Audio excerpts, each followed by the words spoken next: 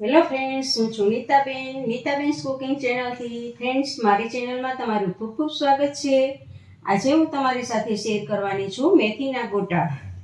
ઝરમર વરસાદ વરસતો હોય અને કંઈ ખાવાનું મન થાય તો બસ કંઈ વિચારવાનું જ નથી, બનાવો મેથીના ગોટા.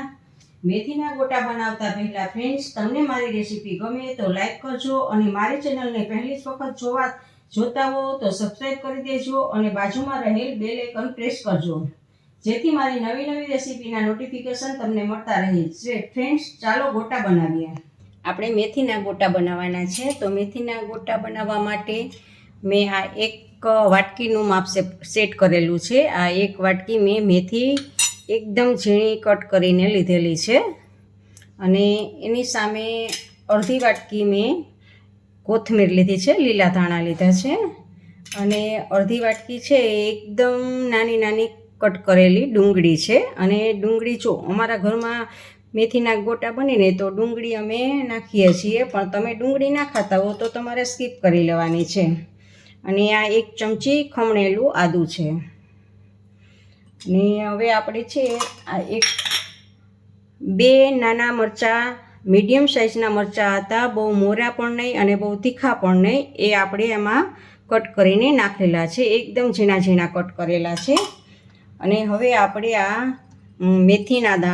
મરીના દાણા છે અને આ ધાણા છે, જેટલા મેં મરીના દાણા છે એનાથી ડબલ ધાણા છે. આ બંનેને આપણે ખાંડણીમાં થોડાક ખોખરા કરી નાખવાના છે આપણે, અને પછી નાખવાના છે.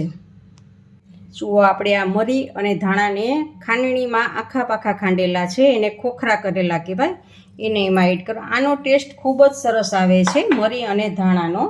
અને હવે આપણે 1 ટીસ્પૂન જેટલા આપણે અજમા એડ કરશું. અજમાનો પણ ટેસ્ટ ખૂબ જ સારો આવે છે અને એ બધું જ સારી રીતે મિક્સ કરી દેશું. તો આ બધાને મિક્સ કરી દેવાનું છે. અને હવે આપણે આમાં 1 વાટકીના માપથી આપણે મેથી હતી તો આ 1 વાટકી ચણાનો લોટ એમાં એડ કરશું અને સારી રીતે બધું હલાવી લેશું. સ્વાદ પ્રમાણે આપણે આમાં નિમક એડ કરશું અને થોડીક આમાં હિંગ એડ કરશું. હવે બધું જ આપણે સારી રીતે મિક્સ કરી દેવાનું છે. હવે થોડું પાણી એડ કરી અને આપણે આ ગોટાનો લોટ બાંધવાનો છે. ચમચાના મદદથી જ લોટ બાંધવાનો છે, હાથ અડાડવાનો નથી, કારણ કે હાથ અડાડશો તો આપણા આ ગોટાનો લોટ છે એ ચીકાશ પડતો થઈ જશે. એટલે આવી રીતે ચમચો અથવા તો ચમચીની મદદથી જ આમ બાંધવાનો છે. અને આપણે મેથીને એ બધું જ વધારે આપણે નાખેલું છે, એટલે એનો ટેસ્ટ ખૂબ જ સરસ આવશે. લોટ ઓછો હશે અને મેથી ને કોથમીર, ડુંગળી એ બધું જ વધારે હશે ને તો ગોટા આપણા સરસ લાગશે. અને સારી રીતે બધું જ મિક્સ કરી દેવાનું છે. જુઓ, આપણે આટલું આ થીક રાખવાનું છે.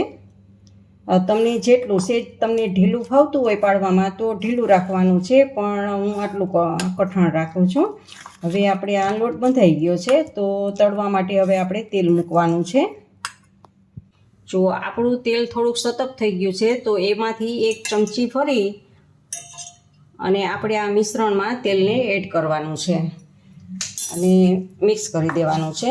આથી આપણા ગોટા એકદમ પોચા થશે અને જાળીદાર સરસ થશે.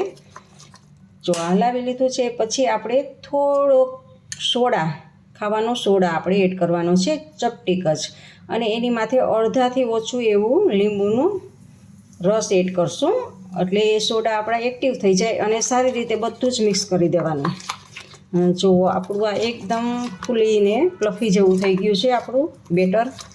અને જો હવે આપણે આ ચમચેથી જ કરીને એટલે ચીકાશ પડતું પણ ના થાય. તો હવે તેલ આવે એટલે આમાંથી આપણે ગોટા પાડવાના છે. આપણું તેલ આવી ગયું છે તો ગોટા સાથે ખાવા માટે આપણે મરચાં પણ તળી લેશું.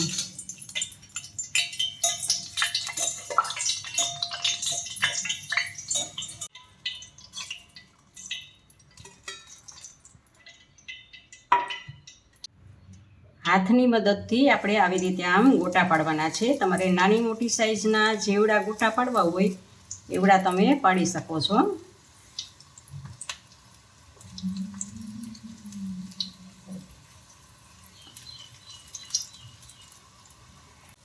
જો એકદમ ફૂલીને ઉપર આવી ગયા છે. તમે જોતાં જ દેખાય છે કે આપણા ગોટા સરસ ફૂલેલા છે. તો આને હવે આપણે પલટાવી 1-2 વખત આવી રીતે આમ પલટાવતા રહીએ. અને ગેસને મીડિયમ જ રાખવાનો છે એટલે અંદર સુધીથી આપણા ગોટા પાકી જાય. તો હવે આપણા ગોટા બની ગયા છે. એને એક પ્લેટમાં લઈ લઈએ.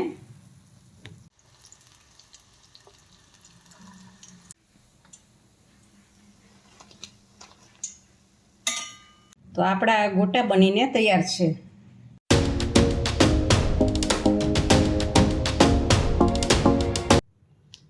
ફ્રેન્ડ્સ, તમને મારી રેસીપી પસંદ હોય તો લાઈક અને શેર કરજો અને તમને આ રેસીપી કેવી લાગી તે કમેન્ટ બોક્સમાં કમેન્ટ કરીને મને જરૂરથી જણાવજો. ઇન્સ્ટાગ્રામમાં મારા પેજને ફોલો કરજો. મેં નીચે લિંક આપેલી છે. સબસ્ક્રાઈબ કરવાનું ભૂલતા નહીં. આવજો, બાય. ફરી મળીએ નવી રેસીપી સાથે.